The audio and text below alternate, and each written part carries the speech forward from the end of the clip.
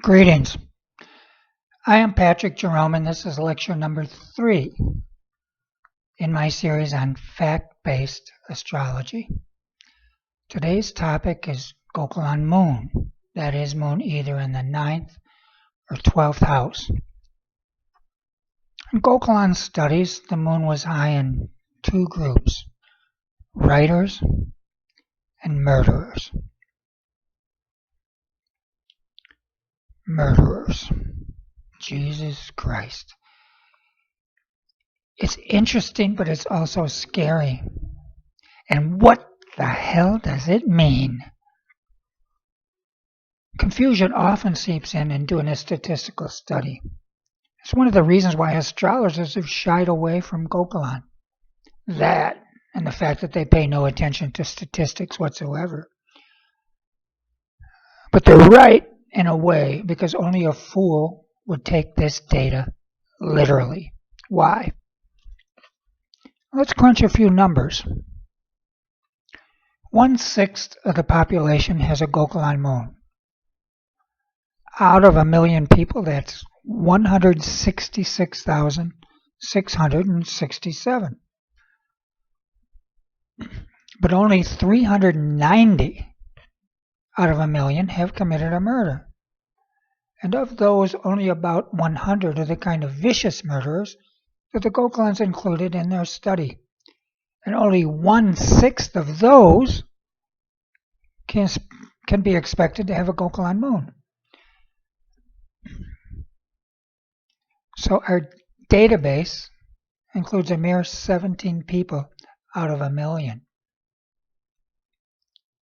And what the data showed was that when a Gauquelin moon was present, instead of there being 17 murderers as expected, there were actually 20. And this ended up being statistically significant because there were over 600 murderers in the database. But get real. 20 people out of 1 million compared to 17? For all practical purposes, it's worthless. Indeed, in the wrong hands, it could be dangerous. How would you like to go into a reading and have the astrologer tell you that the profession you're most suited for is murderer?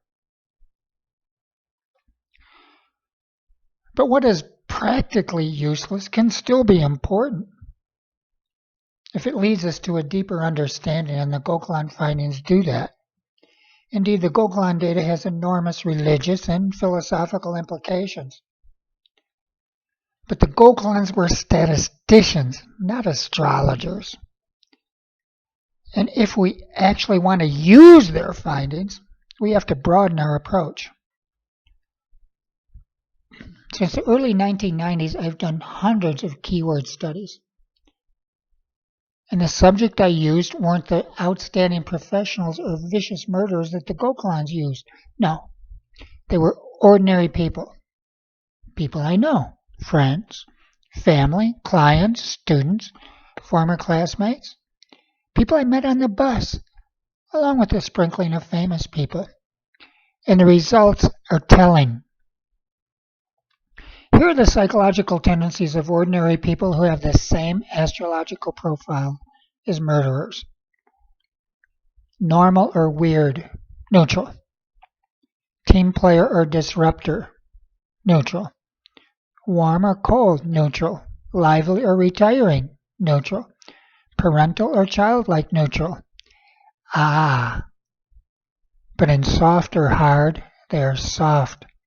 In mean or nice, they are nice. And in likable or disagreeable, they are likable. Soft, nice, and likable. Let that sink in. It hardly sounds like the profile of a murderer, and it isn't. But it's not the full story. The keywords associated with writer are similar. Soft rather than hard, nice rather than mean, and neutral in everything else. But those two aspects are only part of the moon. We get a much better picture if we study the moon as a whole. And I did. The results were soft rather than hard, warm rather than cold, childlike rather than parental, and quirky rather than normal. Everything else was neutral. So the moon, according to my keyword studies, is soft, warm, childlike, and quirky. This is helpful. It's very helpful. There are exceptions, of course, but it gives us a sense of the moon's central energy. And it's not that of a murderer, nor is it that of a writer. Murderer and writer are both byproducts of the energy. Look at these three famous women. All of them have Gauquelin moons. Shelley Long from Cheers, Kelly Pickler from American Idol, and Zooey Deschanel from New Girl and a million other things. She's enormously popular. All three of them are soft, warm, childlike, and quirky. It's their claim to fame. They are classic moon children, lovable and zany and non-threatening. But although that profile establishes a clear moon archetype, it doesn't fit everyone. And to get the full story, we have to dig a little deeper. Let's go back to writers and murderers for a second and pose a few questions. What is poetry? It's the language of the heart, of feelings. And what is murder? It's an extreme expression of a broken heart and hurt feelings. Think about it. Yes, it's good to be warm, soft, and quirky. But if you're too warm, people will make false assumptions about you. If you're too soft, people will take advantage of you. And if you're too quirky, people won't take you seriously. So the moon person must continually make adjustments. Every day is a drama. It's easy to get it wrong, and hurt feelings are always an issue. And if there's too much hurt, they can become resentful like the murderers, or they can sit at a desk and try to figure it all out like the writers. Or they can seek meaning in other ways. Edgar Cayce, the sleeping prophet, was a moon person, and so was J.Z. Knight, the woman who channels Ramtha. So were Meher Baba, Vivekananda, Maharaji, Yogananda, and Ramana Maharshi, spiritual masters. William Blake was a mixture of weirdness and visionary thinking. Look at these paintings. They're colorful, yes, but they're also strange and disturbing. And Blake created them nearly 100 years before such raw expression of unconscious became even mildly fashionable. Quirky he was. He was swimming against the current.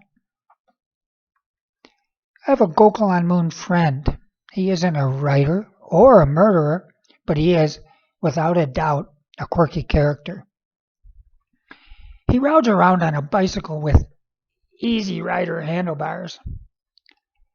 And he once grew a mustache like Hitler's. He loves to talk about astrology, spiritual masters, and Hindu gods. And he is enormously insightful. But a lot of people don't like him because he's so weird. One of the most striking things about him is his ability as a storyteller. He can turn a ride on the bus into an epic adventure. He can turn anything into an epic adventure. And he sees spirits everywhere. He once refused to move into a perfectly acceptable apartment because there was an evil spirit sitting in the corner. What are we talking about here? We're talking about a combination of unconventional and yin energy, but especially yin. And here I'm quoting from skyTotems. Yin energy is passive and receptive. It is soft, fluid, patient, and watery. Yin energy is best when applied in areas that call for diplomacy, gentleness, inwardness, and introspection. Talented artists and musicians tend to have yin energy, as do people who are moody, oversensitive, and easily hurt. Yin is associated with depression, but is also associated with the transmutation of depression into spiritual or humanitarian goals. Yin people must feel loved and valued, or they begin to experience disintegration. The negative yin person is like a dark fog that hangs over the village. Females have an easier time expressing yin energy than males. With males, the energy is sometimes repressed, sublimated, or expressed in angry, explosive ways. This is an overcompensation for the extreme softness they feel inside. This analysis of yin males is reminiscent of Carl Jung's description of the negative anima. While I read Jung's quote, check out these pictures of violent moon coaches, Bobby Knight and Woody Hayes. Bobby on the left is getting ready to throw a chair at the official, and Woody on the right is strangling an opposing player who intercepted a pass. Jung wrote, when the anima is strong and constellated, she softens the man's character and makes him touchy, irritable, moody, jealous, vain, and unadjusted. He is then in a state of discontent and spreads discontent all around him. But remember, this isn't true for all moon men. On the contrary, most moon men are gentle and sensitive. They're a bit strange, yes, but they're lovers rather than warriors. And they're champions of humanitarian values. But whether nice or mean, peaceful or violent, they've always got feelings percolating. Lots and lots of feelings. You may ask, how could a sensitive moon person survive in the competitive world of sports? It doesn't make sense, you say. But it does make sense if you understand that although a horoscope influences personality, it does not impact talent or circumstances. Bobby Knight was a big, strong kid growing up in a sports-crazed town in Ohio. So he played sports, basketball, football, baseball. It was the most natural thing in the world, and his sensitivity was something he repressed rather than expressed. And when he finally did express it, he exploded on the world as negative anima. Just so you know, Babe Ruth, Pete Rose, and Ricky Henderson all have Gauquelin moon. And look at Babe's face and that silly crown. He's a male version of Zooey Deschanel. My brother Chip once asked me who my favorite baseball player was, and I said, Ricky Henderson. He scowled and said, I hate Ricky. Why? I asked. And he goes, Gauquelin moon. Okay. We've squeezed the data, and hopefully you have a pretty good feel for how Gauquelin moon operates. Now let's look a little closer at the symbolism. Here's a list of the planets in the solar system. We got Mercury, Venus, Earth, Mars, Jupiter, Saturn, Uranus, Neptune, and Pluto. But guess what? No moon. Indeed, if you look at any map of the solar system, the moon won't be on it. And this is a clue to its nature. In terms of the solar system, the moon is nobody. It's not even worth listing. But in terms of the Earth, it is somebody. Big time. The moon is the Earth's satellite. It is the Earth's companion. And what is eerie? What is cosmic? Is it from the Earth's viewpoint the moon and sun are exactly the same size? What are the odds of that? It has to be 50 billion to 1. And it makes you think that the universe was planned by an astrologer. Look at these pictures of a solar eclipse and note the relative sizes of the sun and moon. They're the same, aren't they? But in fact, the sun's diameter is 400 times larger than the moon's. 400 times! But looked at from the Earth, they're equal because the moon is 400 times closer. And if we take the sun and the planets to symbolize the larger world, and the moon to symbolize our personal world, here are some interesting facts. In the world's eyes, the Queen of England is more important than your mother, but to you, your mother is more important. That's the moon. In the world's eyes, the president is more important than your father, but to you, your father is more important. Or your brother, sister, aunt, uncle, neighbor, your friends, even your boss. That's the moon. Your childhood home is more important to you than the Taj Mahal. The vacant lot where you played baseball as a kid is more important to you than Yankee Stadium. Your grandmother's spaghetti is tastier to you than a 7-course dinner at the world's finest restaurant. That's the moon. And although family, friends, and childhood experiences are important to everyone, they are overwhelmingly important to someone with a Gauquelin moon. And it's vital that the experiences be happy ones. Years ago, I had a neighbor who had 2 little girls, and I'd ask them, "Who is the greatest dog in the world?" And they'd say, "Doogie." That was the name of their dog. And I'd ask them, "What was the greatest city in the world?" And they'd say, "Boulder," which is where they lived. The greatest house was their house. The greatest mother was their mother. And the greatest neighbor was me. That's how children are. And it's how moon people are. They're childlike. They live life locally. And whatever's in front of them is the greatest or the worst. At their best, moon people are the nicest, sweetest, most likable people you ever met.